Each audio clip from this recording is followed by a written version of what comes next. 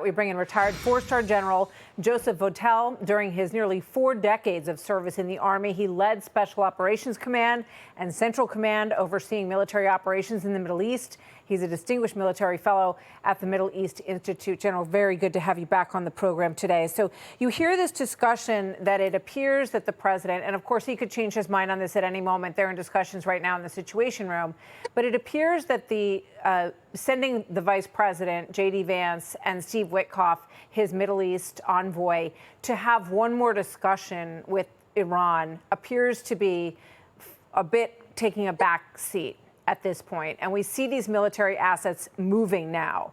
What is your assessment of where things are and how long it might take to actually see this kind of strike that's being considered on Fordo? Yeah, thanks, Martha. It's great to be with you.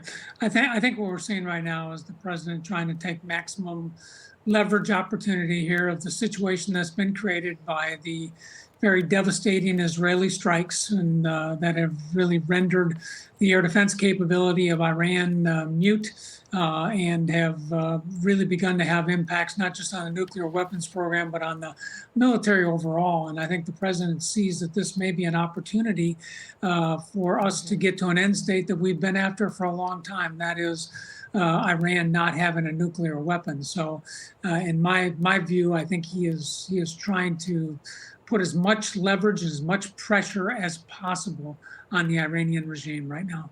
Yeah, it's very interesting, the word that you use, and we hear him talk about control of the skies, and that's because these Israeli attacks have been so effective in knocking out Iranian defense systems, and they have a clear run into the country, which has never happened before. They also have none of their proxies active in this fight. No Hezbollah, no Houthis. None of that is impairing the ability to get at this site. With all of your experience in the Middle East, is this an opportunity that should not be passed by, in your opinion? Well, it's certainly a very unique situation. I mean, many of the assumptions that we've had about the Middle East and about Iran have largely disappeared. The fact that Hezbollah in the past could hold Israel at risk if they chose to do something like this has completely disappeared. The seemingly invincibility of the Iranian air defense system and the effectiveness of their ballistic missile program is, with some exceptions into Israel, of course, has largely not manifested itself. So it is a key opportunity. Now, whether we choose to follow through with that militarily or whether we choose to put more pressure on it and approach it diplomatically, of course, is a decision for the president of the United States, and one that I'm sure is being discussed at this very minute in the White House. What is your sense, having worked in this region for so long, of the Ayatollah and how much of his own military infrastructure and his personal support structure? His chief of staff was taken out yesterday, I believe. He's 86 years old. You know, what is your sense of what he will do at this sense, having watched him over all these years? Yeah, I think a lot of the sources of power and influence for him are going away very, very quickly. Not just subordinate leaders, but his control over the people.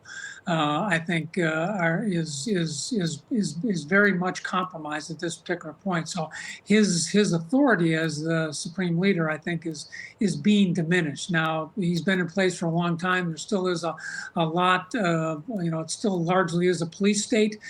So he does exert some control over the population, but that has certainly been diminished. And the Iranian people are now seeing the result of his policies being played out in their own streets on a regular basis, at least over the last 5 days or so.